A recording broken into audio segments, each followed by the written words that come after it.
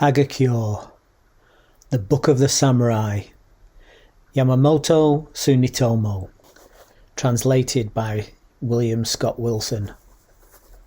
The most influential of all samurai treatises ever written.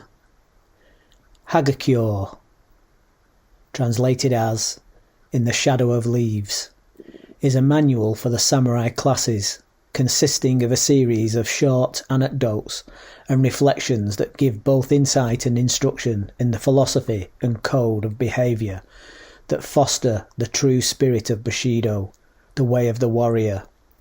It is not a book of philosophy as most would understand the word.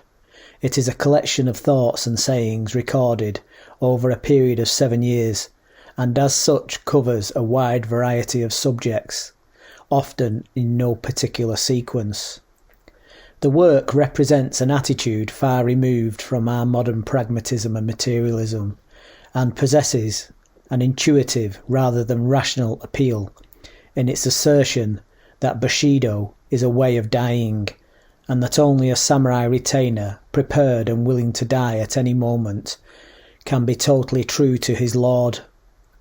While Hagakure was for many years a secret text, known only to the warrior vassals of the Hizen fief to which the author belonged, it later came to be recognised as a classic exposition of samurai thought, and came to influence many subsequent generations, including Yukio Mishima.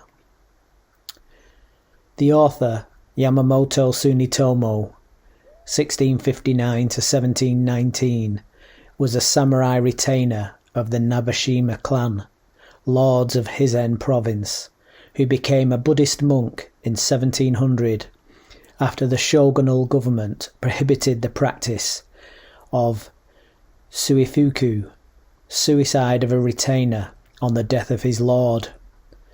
The book was dictated to a younger samurai during the author's seclusion over a 7-year period.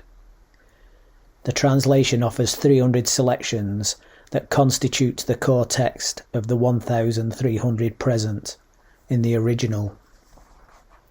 The way of the samurai is found in death. When it comes to either or, there is only the quick choice of death. It is not particularly difficult. Be determined and advance. To say that dying without reaching one's aim is to die a dog's death is the frivolous way of sophisticates. When pressed with the choice of life or death, it is not necessary to gain one's aim. We all want to live, and in large part we make our logic according to what we like. But not having attained our aim and continuing to live is cowardice. This is a thin, dangerous line. To die without gaining one's aim is a dog's death and fanaticism, but there is no shame in this. This is the substance of the way of the samurai. If by setting one's heart right every morning and evening, one is able to live as though his body were already dead, he gains freedom in the way. His whole life will be without blame, and he will succeed in his calling. A man is a good retainer to the extent that he earnestly places importance in his master. This is the highest sort of retainer. If one is born into a prominent family that goes back for generations, it is sufficient to deeply consider the matter of obligation to one's ancestors, to lay down one's body and mind, and to earnestly esteem one's master. It is further good fortune if, more than this, one has wisdom and talent, and can use them appropriately. But even a person who is good for nothing and exceedingly clumsy will be a reliable retainer if only he has the determination to think earnestly of his master. Having only wisdom and talent is the lowest tier of usefulness. Being a retainer is nothing other than being a supporter of one's lord, entrusting matters of good and evil to him, and renouncing self-interest. If there are but 2 or 3 men of this type, the thief will be secure. When meeting calamities or difficult situations, it is not enough to simply say that one is not at all flustered. When meeting difficult situations, one should dash forward bravely and with joy. It is the crossing of a single barrier, and is like the saying, "The more water, the higher the boat." When something out of the ordinary happens, it is ridiculous to say that it is a mystery or a portent of something to come. Eclipses of the sun and moon, comets, clouds that flutter like flags, snow in the 5th month, lightning in the 12th month, and so on, are all things that occur every 50 or 100 years.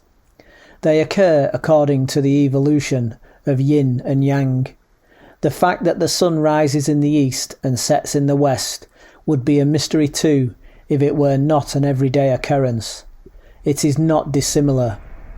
Furthermore, the fact that something bad always happens in the world when strange phenomena occur is due to people seeing something like fluttering clouds and thinking that something is going to happen.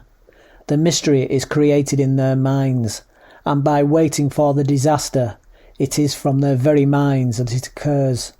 The occurrence of mysteries is always by word of mouth.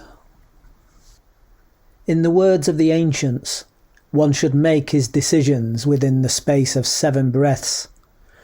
Lord Takanobu said, "If discrimination is long, it will spoil."